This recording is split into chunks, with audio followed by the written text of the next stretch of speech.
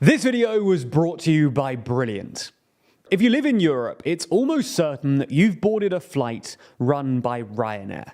With 226 destinations across the continent and over 2,500 flights a day, Ryanair has effectively dominated the European airline industry, rapidly becoming one of the biggest carriers at essentially all of Europe's major airline hubs.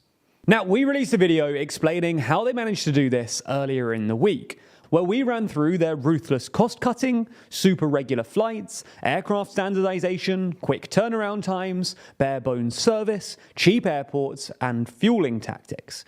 So if you want to learn more about that and about Ryanair's history, then that video is linked in the description. But those aren't the only reasons that Ryanair have succeeded.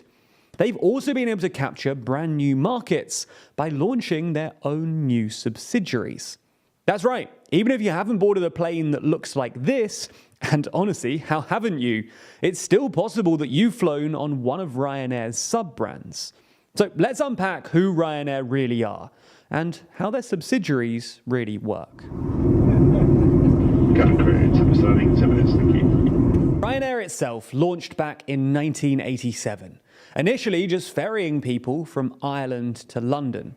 But since deregulation in the EU in the 1990s, the airline has been travelling all over Europe. However, in recent years, their route map has opened up yet further, as Ryanair went from a single airline to a group boasting 5 different airlines. Now, the original airline, Ryanair, was joined by new Ryanair Sun in November 2017, a new Polish-based airline.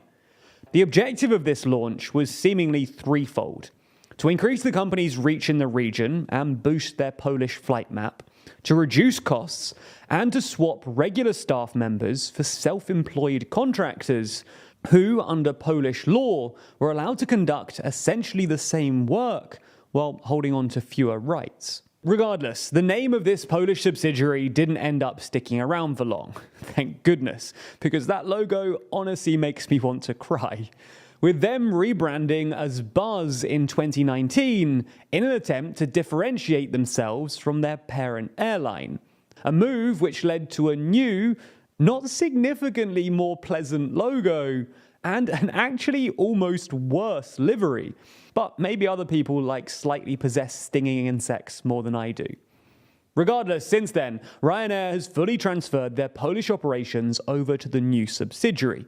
This means that Buzz was handed over all of Ryanair's routes in and out of Warsaw, their primary base in the country, with them now running all routes on behalf of the Ryanair group, which is certainly good for their bottom line, considering the cost-cutting that's allowed under Polish law. 2018 then saw the next Ryanair Group airline announcement, but this time it was because of Brexit. As an Irish airline, and thus an EU airline, Ryanair immediately realised that they probably have issues after Brexit, given that their biggest hub wasn't even in Ireland, but instead was London Stansted. As such, the group launched another new subsidiary, Ryanair UK. By the way, they weren't the only airline affected by Brexit like this, with a number of other airlines, including rival EasyJet, being forced to set up subsidiaries like EasyJet Europe and EasyJet Switzerland. Anyway, in December 2018, Ryanair UK received their first aircraft, which today has been joined by 11 others, all 737-800s in standard Ryanair style. Now, having temporarily stopped all domestic flights following Brexit and a dispute with the UK's Civil Aviation Authority, the airline resumed domestic flights handled by the newly formed Ryanair UK in December 2021. It wasn't long after that they launched their next airline, this time Malta Air, not to be confused with Air Malta, the country's existing flag carrier. Interestingly, this airline was actually set up with the help of Malta's government, with them supporting Ryanair's entry into the market in order to bring more tourists to the island. Since then, the airline has expanded significantly, now boasting 158 aircraft and planning 66 routes out of their base at Malta International Airport. In fact, the airline's been so successful that they've now expanded beyond just flights to and from Malta as initially planned, with them now offering a number of other routes across Europe. They've not only launched new routes, allowing the Ryanair group to increase their grip on the Mediterranean region, but the new airline has also taken over Ryanair's existing flights in and out of Malta, and they're now even operating a majority of Ryanair Group's routes in and out of Milan. Thus far then, Ryanair has launched 3 subsidiaries. The very closely aligned Ryanair UK, which was merely a protection against Brexit, Buzz to better service Polish markets and save some cash, and Malta Air, in collaboration with the Maltese government. However, Ryanair hasn't just been setting up their own new airlines, they've also bought existing ones. Laudamotion was an Austrian airline which was established in 2004. Back then, it was known as Amira Air and offered charter flights for executive travel across the continent.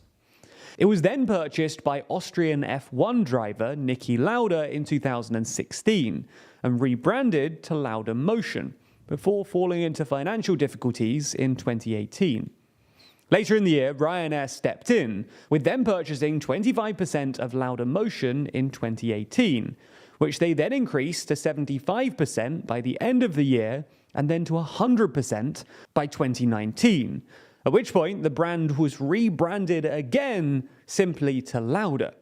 To make matters yet more complicated, in October 2020, Austrian-based Lauda ceased operation and handed over all of their assets and operations to a new business called Lauda Europe, a business which was still owned by Ryanair Group, but this time out of Malta rather than Austria.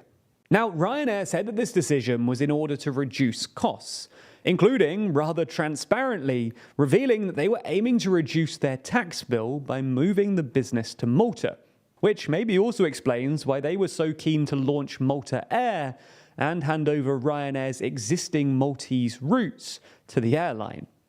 Anyway, at the same time, they announced that they continue to operate out of their existing bases, including Palma de Mallorca, as well as 2 other bases that Lauda had threatened to shut down, Dusseldorf and their old home of Vienna. Since then, though, the airline has essentially been folded into the Ryanair brand from a consumer perspective, with their website redirecting to Ryanair and the airline essentially just operating some of Ryanair's existing routes, generally still within Central Europe. So those are Ryanair's 5 subsidiaries: Ryanair, Ryanair UK, Buzz, Malta Air, and Lauda. Now, obviously, these plans to divide up the company were disrupted somewhat by the COVID pandemic, but data from immediately after the pandemic shows that, as expected, these new subsidiaries have taken away flights from the main carrier, but also increased the total number of routes and flights run by the Ryanair group. Over the last year or so, these subsidiaries have somewhat settled into a rhythm, with Ryanair still accounting for the majority of flights in the group, Malta Air picking up about a third, and Buzz making up much of the remaining share, about 10%. So when you next book a flight on Ryanair's website, look a little more closely, because it's very possible that you're actually going to be boarding one of their subsidiaries instead. Fortunately though, with so many planes in the air at one time, you're not going to be waiting long until your next Ryanair group flight. But while we're waiting, it only takes a few minutes every day to massively improve your skills and safeguard your career against artificial intelligence. That's by investing in your own human intelligence. And that's where Brilliant.org comes in. Brilliant.org is the best way to learn maths and computer science in a fun and interactive way. Brilliant has thousands of lessons from foundational and advanced maths to AI, data science, neural networks, decision making, and more, with new lessons added monthly. That logical decision-making course is super interesting too, using principles from maths and science to help you reach your own decisions. And I'm not naming any names, but perhaps some politicians ought to get a Brilliant account. Anyway, you can try everything that Brilliant has to offer for free for a full 30 days by clicking our link in the description. Plus, the first 200 TLDR viewers to do that will get 20% off Brilliant's annual premium subscription. Thanks for your support, and thanks for watching TLDR.